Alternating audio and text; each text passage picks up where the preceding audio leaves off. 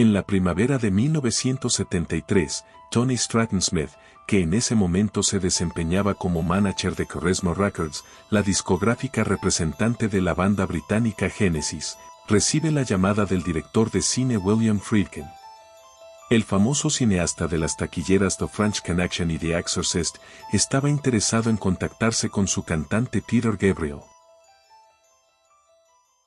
A flower? You go down to Willow Farm to look for butterflies,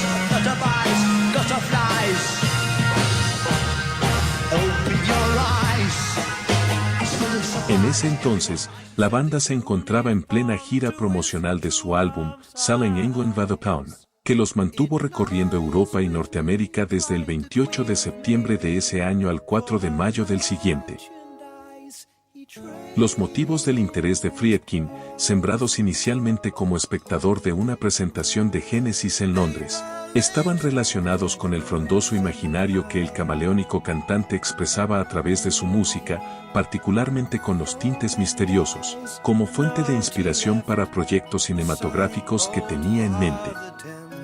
Eso lo había llevado a indagar en el breve cuento fantástico que figuraba impreso en la contratapa del álbum, Genesis Lad, que Peter Gabriel solía contar también entre canciones, y profundizar en la historia tenebrosa del pequeño decapitado por una niña con un palo de croquet, que describe la canción The Musical Box, cuya escena está representada en la tapa del álbum Nursery Rhyme, editado por la banda en 1971. Por su parte, Peter ya disponía entonces de otro propósito para dar rienda suelta a su creciente caudal imaginativo por fuera de Genesis y contaba, eventualmente, con una vía de escape a la presión que venía recibiendo de sus compañeros de banda, cada vez más reacios al divismo que desplegaba en escena, a la excentricidad de su vestuario y al melodramático contenido de su lírica. Al mes de finalizadas las 110 presentaciones que le significó a Genesis su reciente gira, se dispusieron a escribir y ensayar nuevo material para su siguiente álbum de estudio, decididos a desarrollar un álbum doble, para dar lugar a las improvisaciones y a la expresión de ideas. Con ese propósito, y habiendo desechado la propuesta que había sugerido inicialmente su compañero de banda Mac Rutherford, apoyado por Tony Banks, de adoptar como idea conceptual la novela de 1943 Le Petit Prince, del francés Antoine de Saint-Exupéry, Peter Gabriel terminó imponiendo la visión que encontró en el western bizarro y plagado de sexualidad explícita El Topo de 1970, dirigido y protagonizado por el chileno Alejandro Jodorowsky. Asimismo, completó su idea con elementos que rescató de la alegoría cristiana clásica The Pilgrim's Progress de John Bunyan, publicada en 1678. Con la paleta narrativa surrealista y simbólica, plagada de ambigüedad y abierta a interpretaciones, y la dualidad entre lo sagrado y lo profano, entre el bien y el mal que le aportaba Jodorowsky, sumado a los elementos de redención, lucha espiritual, búsqueda de la salvación y extrañas criaturas que le ofrecía John Bunyan, comenzó a tomar forma en la cabeza de Peter la historia de Rael. Todavía faltaba mucho para que este joven matón puertorriqueño, a lo West Side Story, que se topaba con incidentes y personajes extraordinarios en su peregrinaje de autodescubrimiento por las calles de Nueva York, tratando de rescatar a su hermano perdido, cobrara vida en la música de Genesis. Con la mitad de la idea desarrollada y escrita, el 1 de junio se instalaron en Hadley Grange, lugar que terminaron ocupando por 3 meses, una espaciosa edificación ubicada en el poblado rural de Headley, East Hampshire, a 80 kilómetros al sur del centro de Londres, construida en 1795 para servir como hospicio de personas desamparadas y luego en residencia privada, reacondicionada ahora como un estudio de grabación muy demandado por esos años. Allí experimentaron los primeros sinsabores de una crisis que se avecinaba, dado que a su llegada al lugar, Led Zeppelin había dejado las instalaciones en un estado de higiene deplorable, plagado de ratas y hasta con excremento en el piso. Al decir de Peter Gabriel, un ámbito atormentado por los experimentos de magia negra de Jimmy Page, o como recuerda Steve Hackett, una casa encantada con ruidos nocturnos extraordinarios que imposibilitaban conciliar el sueño. A ese comienzo poco auspicioso, se sumó el hecho de que Peter Gabriel se aisló en una habitación, separado de sus compañeros, para desarrollar en soledad las ideas conceptuales que impuso, y rechazaba cualquier propuesta que alterara el concepto que germinaba en su mente. Con lo cual, se vieron conminados a componer exclusivamente, y lidiar con un método que nunca habían experimentado, ya que hasta ese momento, todos solían contribuir con la letra. Aunque los incidentes que conspiraban con el trabajo de la banda no terminaban allí, ya que Peter atravesaba una situación familiar delicada, habida cuenta las necesidades de atención que demandaba por ese entonces el delicado embarazo de su primera esposa, la fotógrafa de rock Jill Moore, hija de Lord Philip Moore, ex secretario personal de la reina Isabel II, con quien se había desposado el 17 de marzo de 1971. Por si fuera poco, y dado que Peter también mantenía latente los incentivos que le generó Friedkin de colaborar con ideas para sus proyectos, o de participar en la banda sonora de películas que tenía en carpeta, una relacionada con el ilusionista Harry Houdini y otra con el Triángulo de las Bermudas, dado que no contaban con teléfono en Hadley Grange, se trasladaba en bicicleta hasta el pueblo para comunicarse con el cineasta en Los Ángeles desde una cabina telefónica existente hoy en día. En una entrevista que le realizó Jerry Gilbert y que fue publicada en la edición del 8 de junio del periódico musical Sounds, Peter manifestaba su deseo de pasar a un segundo plano y de trabajar con diferentes artistas. Dado que era el único miembro de Genesis que estaba casado, con obligaciones familiares que atender, entre las cuales estaba el posterior nacimiento rodeado de complicaciones de su primera hija Anna Marie, acontecido el 26 de julio de 1974, sumado al tiempo que le demandaba la definición de esos proyectos por fuera de la banda, se mantuvo alejado unos días del trabajo con sus socios musicales. Mientras tanto, sus ausencias no eran muy bien recibidas por sus compañeros. Tony Banks, que nunca fue muy afecto a que Peter tomara el control total de los designios de la banda y era el que más solía discutir con él, llegó a declarar que a ese periodo lo recuerda como el menos favorable para el grupo. Por su parte, Mac Rutherford admite que tanto él, como Banks, tampoco fueron muy condescendientes con Peter en ese periodo, y agrega que esos pocos días que estuvo afuera y desconectado del proyecto musical en ciernes, se inyectó el germen de lo que podía esperarse a futuro, así que cuando la voz y el verdadero protagonista de la banda pegó el portazo definitivamente, tuvieron más tiempo para digerir el amargo pronóstico que se avecinaba. Finalmente, luego de una conversación que mantuvo con su manager Tony Smith, sumado a que el propio William Friedkin le manifestó que no quería ser el objeto de discordia con sus compañeros, Peter se vio en la obligación de privilegiar sus compromisos previos con Genesis, habida cuenta que no disponía del tiempo suficiente para atender ambos desafíos profesionales, a la vez que la demanda familiar. Consecuentemente, y deprimido por haber tenido que borrar a Hollywood tan rápidamente de su cabeza, se reintegró a la banda y retomó el trabajo. En agosto concluyó por fin el periodo reservado en Hadley Grange, momento muy esperado por las malas experiencias que tuvieron en el lugar. Hackett recuerda que durante su último día allí, luego de higienizarse cara y manos en el lavatorio, él mismo se desprendió de la pared y se estrelló contra el piso, segundos después de haberlo usado. Sin una sola nota registrada aún, la banda se trasladó seguidamente a la casona señorial de Glassbend Manor, en Gales, donde permanecerían por espacio de 3 semanas para proceder a la grabación, utilizando el equipamiento móvil de Alan Studios, habitualmente usado para realizar grabaciones en vivo. Los registros se realizaron en el espacio del estudio que ahora se denomina Swift Cottage, y la música sería mezclada y grabada por John Burns, directamente en Alan Mobile Studio. Posteriormente, la grabación del resto del material la realizan en los estudios de Alan's Records en Basing Street, Notting Hill, con Peter completando las letras. Aprovechando la presencia de Brian Eno en ese lugar, el cual se encontraba casualmente trabajando en su álbum Taking Tiger Mountain, Peter consiguió que los asistiera técnicamente en el proceso de producción, a cambio de la participación de Collins en su obra, cosa que luego se acreditó efectivamente en el tema Motherwell Alice. El resultado final terminó viendo la luz el 22 de noviembre de 1974 en el Reino Unido con el título The Lamb Lies Down on Broadway, y solo una de las líricas de los temas que lo integran fue obra de Tony y Mac.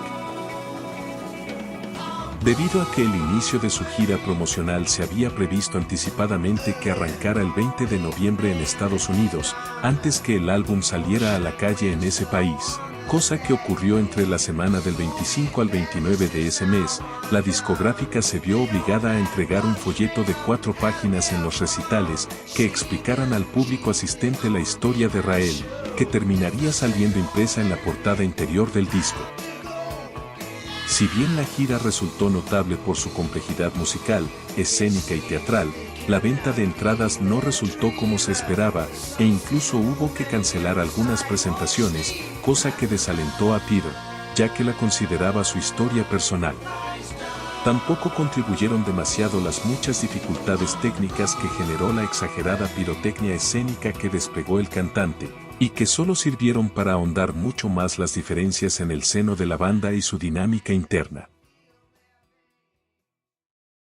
Por un lado, estaba la necesidad manifiesta de Peter de expresar por fuera de la banda sus aspiraciones artísticas contenidas y los sorpresivos síntomas de aislamiento creativo que denotó, y por el otro, la negativa de sus compañeros de tolerar los ritmos que les imponía, sumados al rechazo que ya evidenciaban al divismo que manifestaba en escena y la excentricidad de sus rutinas. Durante el transcurso de sus presentaciones, Steve Hackett aprovechaba las noches de hotel para repasar las notas que había escrito previamente, sin idea alguna, mientras grababa para Genesis, y escribir otras nuevas en base a un concepto vago de su reciente interés por las cartas del tarot, con la finalidad de poder plasmarlas a futuro en un álbum, reconociendo que esa tarea lo mantuvo en su sano juicio y le ayudó a calmar sus nervios escénicos. El 22 de mayo de 1975, último día de la gira y correspondiente al evento número 102 del tour, Peter se presentó por última vez con la banda en el escenario del Palacio de Deportes de Besançon, aunque el final de su ciclo con Genesis había sido revelado a sus compañeros durante la quinta presentación, acontecida en la ciudad de Cleveland, y se acordó mantenerlo en secreto hasta que le encontraran un reemplazante.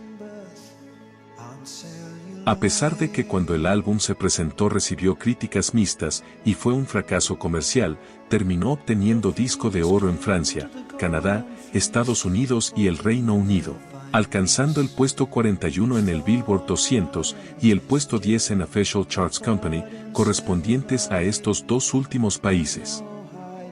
Si bien ya circulaban los rumores de la desvinculación de Peter Gabriel y que la banda buscaba un reemplazo, el 12 de julio, New Musical Express publicó que la discográfica desmentía esos rumores, detallando que la banda se había tomado un descanso después de 2 años de intensa actividad y que se disponía a retomar el trabajo a la brevedad, y hasta había reservado lugar en un estudio de grabación para iniciar los registros de nuevo material a fines de agosto.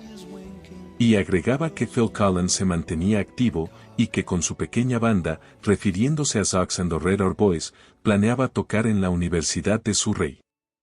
Ese mismo mes, coincidente con la afirmación de la discográfica, Tony Banks, Mac Rutherford y Phil Collins se volvían a reunir para escribir nuevos temas en su lugar habitual, el sótano de una Billings School of Dance, en Shepherd's Bush.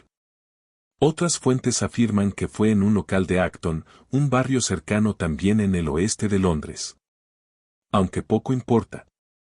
Mientras tanto, Steve Hackett se encontraba en Kingsway Recorders, dando los toques finales a su primer lanzamiento solista, habiendo contado para él mismo con la colaboración de su hermano John, Sally Oldfield, hermana del famoso Mac, y sus compañeros de Genesis Phil Collins y Mac Rutherford. Una vez que Steve se reintegró a la banda, en poco tiempo disponían de material con el que estaban satisfechos y contaban con las bases de las futuras pistas Dance on a Volcano y Squonk, cosa que los alentó para emprender la búsqueda de la voz sustituta. Para hacerlo, el 9 de agosto publicaron un anuncio anónimo en Melody Maker, el periódico musical semanal más vendido de Gran Bretaña, requiriendo un cantante para un grupo del tipo Genesis, y como resultado, Charisma Records terminó recibiendo más de 100 ofrecimientos, incluso hay fuentes que estiman que llegaron a 400. algunos de los cuales fueron acompañados de fotografías con postulantes disfrazados emulando a Peter Gabriel. Banks reconoció luego que muchos eran conocidos, aunque nunca trascendieron sus nombres. El 16 de agosto, Melody Maker publica una nota escrita por el periodista Chris Welch, especulando sobre la salida del cantante y las tensiones internas que forzaron esa decisión, concluyendo, de manera prematura y dramática, que eso implicaría la muerte de la banda. Posteriormente, en su edición del 23 de agosto, el periódico musical publica que Genesis buscaba nuevo cantante y oficializaba la salida de Peter. Y finalmente, la confirmación de su alejamiento fue difundida por una carta escrita de puño y letra por el propio Peter, publicada también por Melody Maker en su edición del 6 de septiembre, con el título Out, Demons Out, en alusión al tema de Edgar Broughton Band. En esa misiva, declaraba que transferir el corazón del entusiasmo idealista al profesionalismo es una operación difícil, que el comité pseudodemocrático que habían formado no les permitía crecer, que había comenzado a pensar en términos de negocios, cosa que lo alejaba del público y de la pasión, que atravesaba un momento de ampliar sus horizontes artísticos a la vez que responder mejor a sus demandas familiares, y que había cumplido sus ambiciones de estrella de rock. En definitiva, se encontraba prisionero de la jaula que había ayudado a construir. Por último, no descartaba la posibilidad de trabajar con algunos de sus excompañeros en otros proyectos. En el mes de octubre, coincidente con la salida del álbum de Steve Hackett con el título Voyage of the Acolyte, pero sin contar aún con vocalista y sin haber determinado todavía si trabajarían en un álbum puramente instrumental, como alentaba Collins, empezaron a grabar en Triton Studios con el ingeniero de sonido de Ed Henschel, quien ya se había desempeñado en Nursery Cram, aunque esta vez también cumpliría el rol de productor. Durante ese proceso, recibieron la visita de Peter Gabriel, quien declaró posteriormente a Melody Maker que la banda sonaba mejor que nunca, resaltando como novedosa la celeridad que habían implementado en su ritmo de trabajo, sorprendido por el poco esfuerzo que les demandó, y convencido de que habían logrado demostrar que todavía eran una banda completa y fuerte sin él. Simultáneamente con el proceso de registro, iniciaron también la larga ronda de postulantes para vocalizar sus notas, a los que se les requirió interpretar los temas Squonk y I Know What I Like. De las aproximadamente 4 docenas de cantantes que desfilaron por el estudio, sobresalen Bernie Frost, Alan Clark, Steve Gould, Colin Blunstone, Nick Lowe, Noel McCalla, John Teagan, Mick Strickland y Richard McPhail, compañero de Genesis desde sus inicios y manager de la banda de 1969 a 1973. Algunas canciones, como Ripples, fueron escritas con la intención de que Collins pudiera interpretarlas, de manera similar a la participación que tuvo en Four Absent Friends, de Nursery Cram, y More Fool Me, de Selling England, aunque se negaba a asumir ese rol de manera permanente, limitándose a ofrecerse de ejemplo a los postulantes al cargo para orientarlos y colaborar así con el proceso de selección.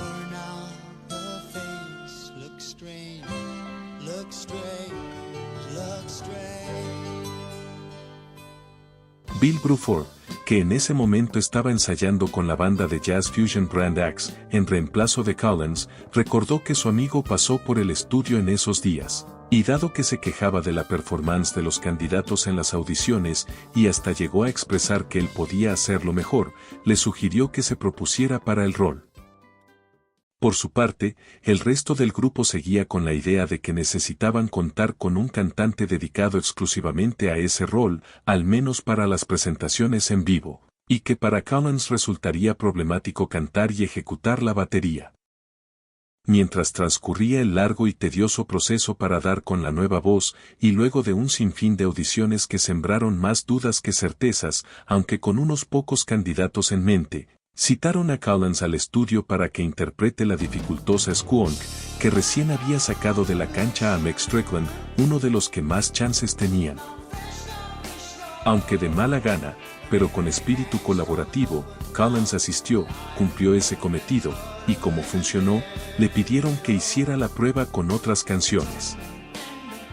El escepticismo todavía reinaba, pero como empezaron a grabar y sacaban una canción tras otra, para su disgusto, la incertidumbre entre sus compañeros de que su tono vocal no estuviera a la altura de poder interpretar los clásicos, se esfumó, ya que tenía un fraseo y una tonalidad muy emparentada con la de Peter.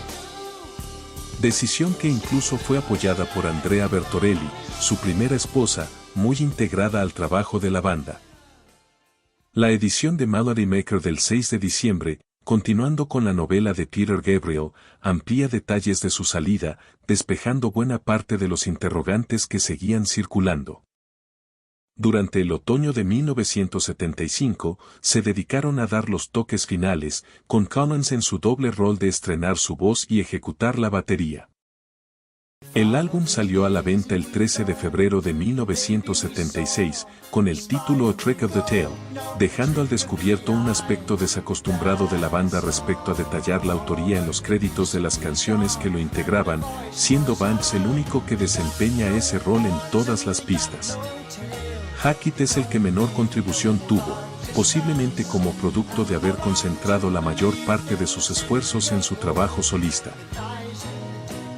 Coincidente con el lanzamiento en el Reino Unido, Charisma Records lanzó un sencillo de 7 pulgadas con la canción que da título al álbum, junto con el tema Ripples en la cara B.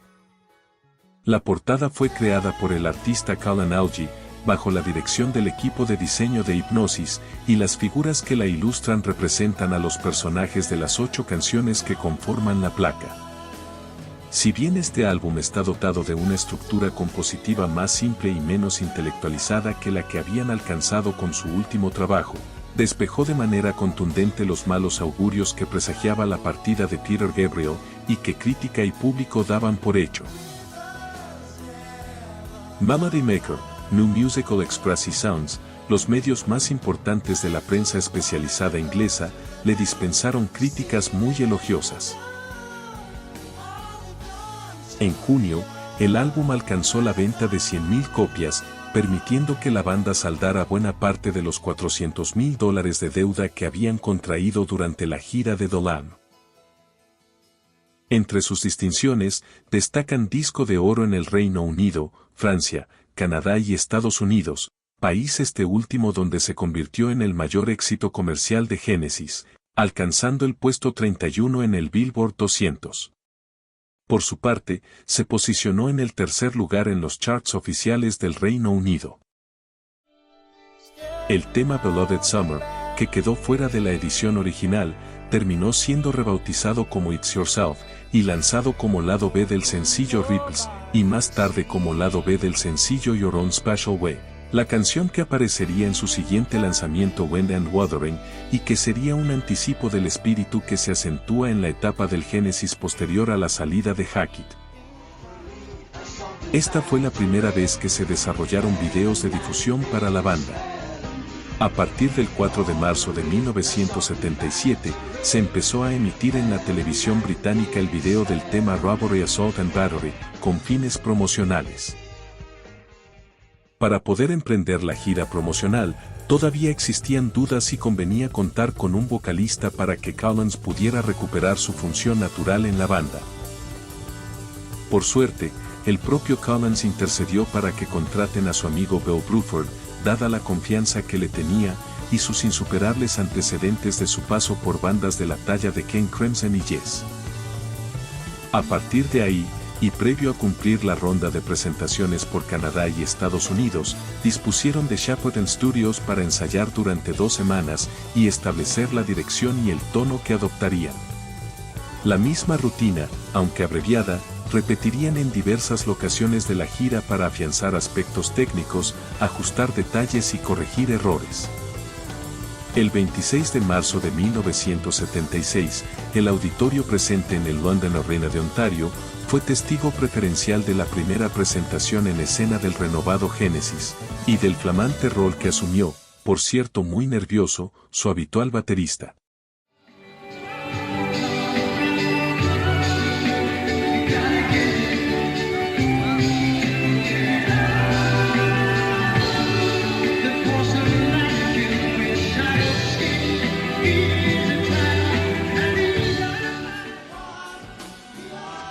En apoyo de Collins, y para suplir los espacios entre canción y canción que habitualmente y de manera jugosa aprovechaba Peter Gabriel, Tony Banks y Mac Rutherford se permitían interactuar con la audiencia, proyectando la sensación de que se sentían más relajados que en épocas previas, y que la atención ya no la acaparaba solo el cantante.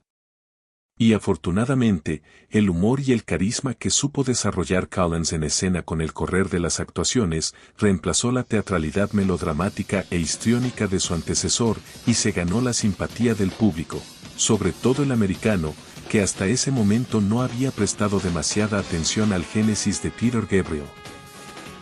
Los tramos instrumentales adquirieron especial profundidad y potencia cuando fueron interpretados con dos baterías, rutina que fue adoptada por la banda para sus presentaciones en vivo.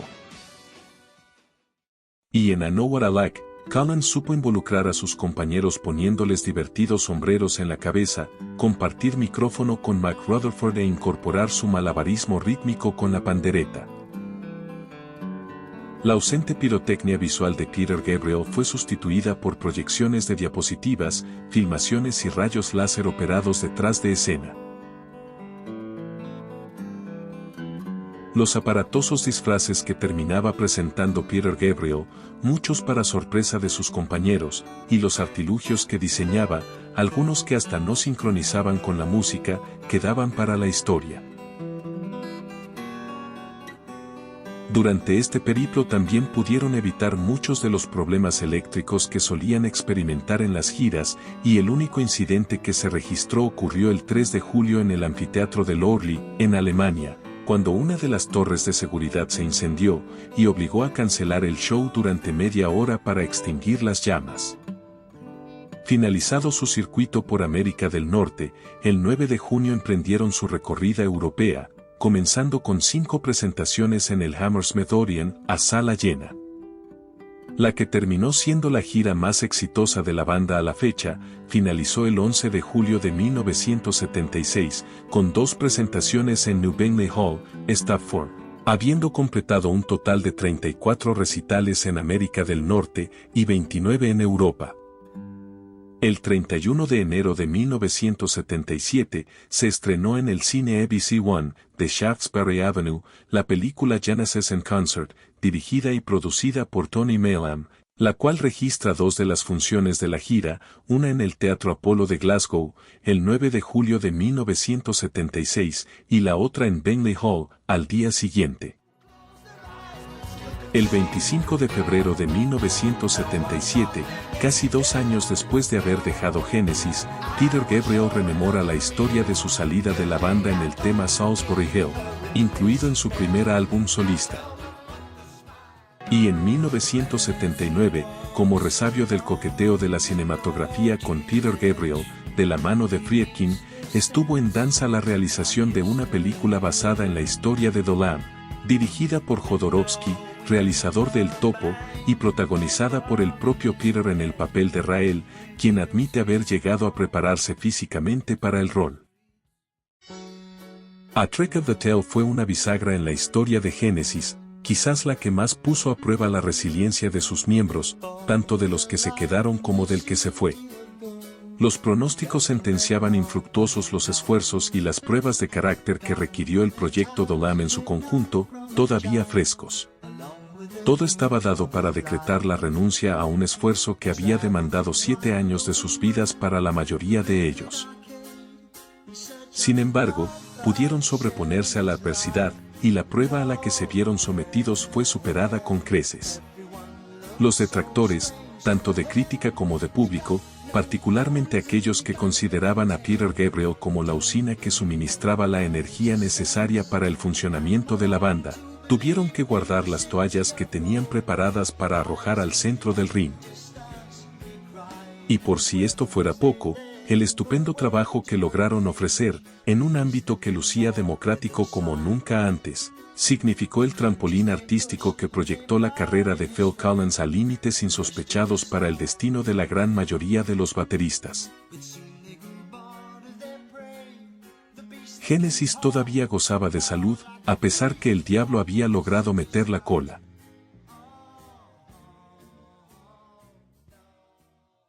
Por suerte, todo fue para bien, para ellos y para nosotros, los oyentes.